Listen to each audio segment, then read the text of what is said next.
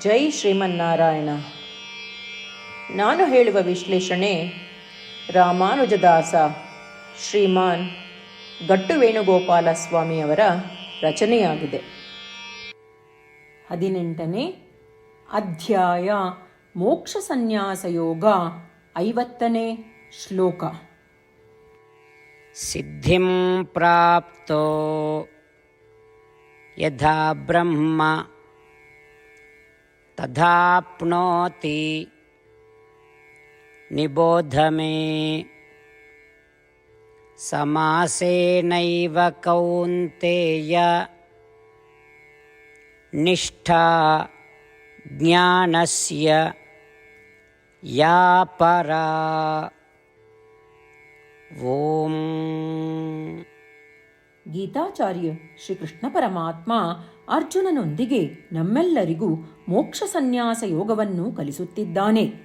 ಪರಮಾತ್ಮ ಹೇಳುತ್ತಿದ್ದಾನೆ, ಅರ್ಜುನ, ಮಾನವನು ಫಲಾಪೇಕ್ಷೆಯಿಲ್ಲದೆ ಕಾರ್ಯಗಳನ್ನು ಮಾಡುವುದರಿಂದ ಧ್ಯಾನದ ಅತ್ಯುನ್ನತ ಸ್ಥಿತಿಯನ್ನು ಪಡೆಯುತ್ತಾನೆ ಎಂದು ನಾನು ಹೇಳಿದ್ದೇನೆ.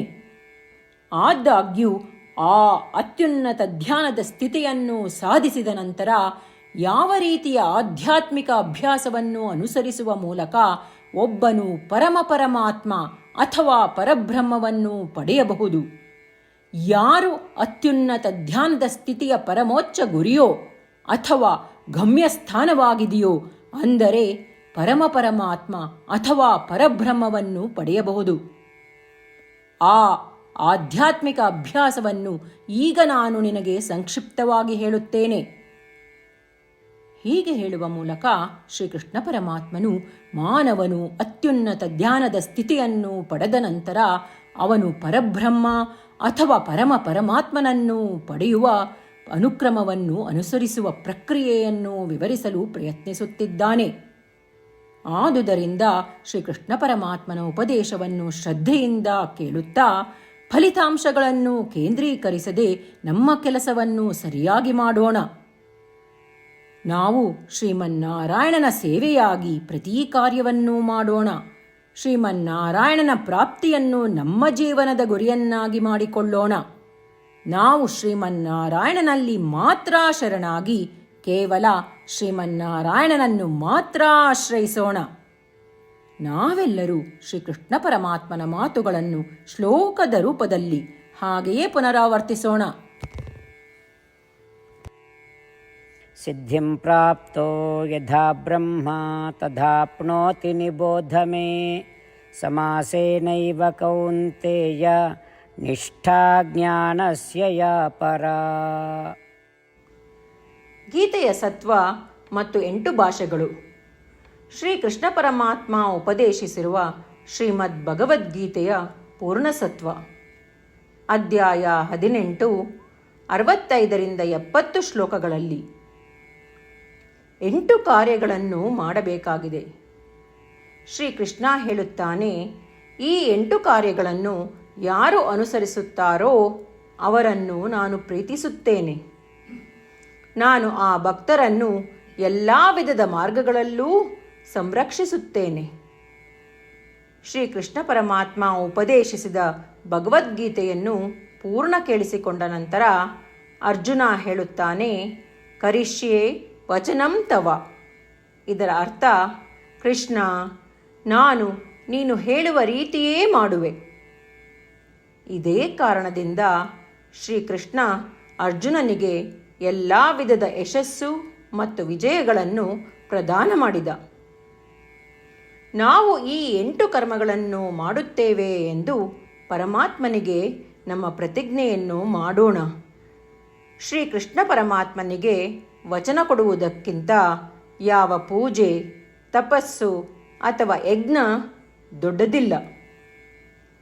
ನಾವು ಮಾಡಬೇಕಾಗಿರುವ ಈ 8 ಪ್ರತಿಜ್ಞೆಗಳನ್ನು ನಾನು ಹೇಳುವೆ.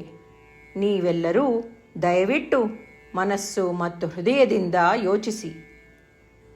ಈ ರೀತಿ ಶ್ರೀಕೃಷ್ಣನಿಗೆ ವಚನ ಕೊಡುವುದರಿಂದ ನಾವೆಲ್ಲರೂ ಸಂತೋಷದಿಂದ ಪ್ರಕಾಶಿಸುತ್ತಿರುವ ಶ್ರೀಕೃಷ್ಣನ ಮುಖವನ್ನು ದೃಶ್ಯಕರಿಸೋಣ ಮತ್ತು ಆನಂದವನ್ನು ಅನುಭವಿಸೋಣ.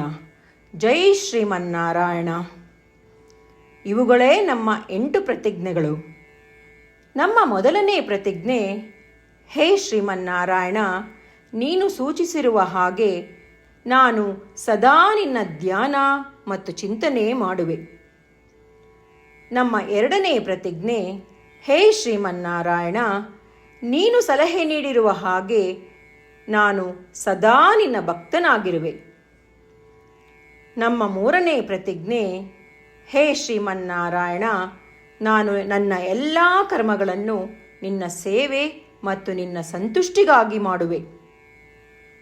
ನಮ್ಮ ನಾಲ್ಕನೇ ಪ್ರತಿಜ್ಞೆ, ಹೇ ಶ್ರೀಮನ್ನಾರಾಯಣ, ಅನುಸರಿಸಲು ನೀನು ಹೇಳಿರುವ ಹಾಗೆ ನಾನು ನಿನಗೆ ಸೇರಿದವನೆಂದು ಶ್ರೇಷ್ಠ ನಂಬಿಕೆ ಇದೆ ಮತ್ತು ನಾನು ಸದಾ 2 ಕೈಗಳನ್ನು ಜೋಡಿಸಿ ನಿನಗೆ ನಮಸ್ಕಾರ ಮಾಡುತ್ತೇನೆ ಮತ್ತು ನಿನ್ನನ್ನು ಪೂಜಿಸುತ್ತೇನೆ. ನಮ್ಮ 5ನೇ ಪ್ರತಿಜ್ಞೆ, ಹೇ ಶ್ರೀಮನ್ನಾರಾಯಣ, ನಿನ್ನ ವಚನಗಳನ್ನು ಸ್ಮರಿಸುತ್ತೇನೆ. ಮಾಮೇಕಂ ಶರಣಂ ವ್ರಜ, 18ನೇ ಅಧ್ಯಾಯ 66ನೇ ಶ್ಲೋಕ. ನೀನು ಹೇಳಿರುವೆ, ನಿನಗೊಬ್ಬನಿಗೇ ಶರಣಾಗಬೇಕು. ಶ್ರೀಮನ್ನಾರಾಯಣ, ನಿನಗೊಬ್ಬನಿಗೇ ಶರಣಾಗುವೆ. ನಮ್ಮ 6ನೇ ಪ್ರತಿಜ್ಞೆ, ಹೇ ಶ್ರೀಮನ್ನಾರಾಯಣ, ನಿನ್ನ ವಚನಗಳನ್ನು ಸ್ಮರಿಸುತ್ತೇನೆ. ಮಾ ಶುಚಃ, 18ನೇ ಅಧ್ಯಾಯ 66ನೇ ಶ್ಲೋಕ.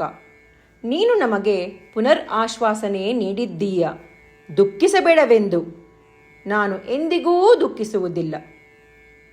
ನಮ್ಮ 7ನೇ ಪ್ರತಿಜ್ಞೆ, ಹೇ ಶ್ರೀಮನ್ನಾರಾಯಣ, ನೀನು ಶ್ರೀಮದ್ ಭಗವದ್ಗೀತೆಯನ್ನು ನಮಗಾಗಿ ಉಪದೇಶಿಸಿ ಅನುಗ್ರಹಿಸಿ ಮತ್ತು ಆಶೀರ್ವದಿಸಿದ್ದೀಯ. ನಾನು ಕನಿಷ್ಠ 1 ಶ್ಲೋಕವನ್ನು ದಿನಾ ಪಠಿಸುವೆ ಅಥವಾ ಕೇಳಿಸಿಕೊಳ್ಳುವೆ ಎಂದು ನಾನು ಪ್ರತಿಜ್ಞೆ ಮಾಡುವೆ. ನಮ್ಮ 8ನೇ ಪ್ರತಿಜ್ಞೆ, ಹೇ ಶ್ರೀಮನ್ನಾರಾಯಣ, ನೀನು ಮನುಷ್ಯ ಸಮುದಾಯಕ್ಕೆ ಗೀತೆ ಉಪದೇಶಿಸಿದೆ. ನಾನು ನಿನ್ನ ಗೀತೆಯ ದೈವವಾಣಿಯನ್ನು ಗೀತೆಯ ಅರಿವಿಲ್ಲದಿರುವ ಭಕ್ತರಿಗೆ ಪ್ರಚಾರ ಮಾಡಲು ಪ್ರಯತ್ನಿಸುವೆ. ಹೇ ಶ್ರೀಮನ್ನಾರಾಯಣ, ನೀನು ಹೇಳುವ ಹಾಗೇ ಮಾಡುವೆ. ನಿನ್ನ ಇಚ್ಛೆಯಂತೆ ನಡೆವೆ. ನಾನು ನಿನಗಾಗಿಯೇ ಶ್ರಮಿಸುವೆ. ಶ್ರೀಮನ್ನಾರಾಯಣನಿಗೆ ದಿನಪ್ರತಿದಿನವೂ ನಾವು ನೀನು ಹೇಳಿದ ಹಾಗೇ ಮಾಡುವೆವು ಎಂದು ಮಾತು ಕೊಡುವುದೇ ಶ್ರೇಷ್ಠ ಪೂಜೆ. ನಾವು ನಮ್ಮ ಅಚಲವಾದ ನಂಬಿಕೆಯಿಂದ ಅವನಿಗೆ ನಮ್ಮ ಪ್ರತಿಜ್ಞೆ ಮಾಡೋಣ. ಶ್ರೀಮನ್ನಾರಾಯಣ, ಕರಿಷ್ಯೆ ವಚನಂ ತವ. ಶ್ರೀಮನ್ನಾರಾಯಣ, ನೀನು ನುಡಿದಿರುವ ಹಾಗೇ ನಡೆವೆ. ಸರ್ವಂ ಶ್ರೀಕೃಷ್ಣಾರ್ಪಣಮಸ್ತು. ಜೈ ಶ್ರೀಮನ್ನಾರಾಯಣ. ಸಿದ್ಧಿಂ ಪ್ರಾಪ್ತೋ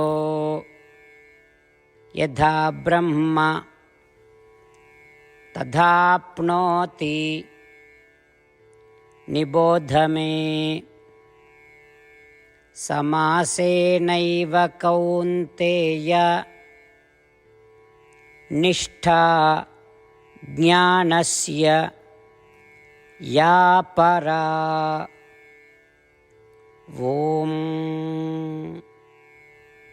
ಸಿದ್ಧಿಂ ಪ್ರಾಪ್ತೋ ಯಥಾ ಬ್ರಹ್ಮ ತಥಾಪ್ನೋತಿ ನಿಬೋಧ ಮೇ. ಸಮಾಸೇನೈವ ಕೌಂತೇಯ ನಿಷ್ಠಾ ಜ್ಞಾನಸ್ಯ ಯಾ ಪರಾ.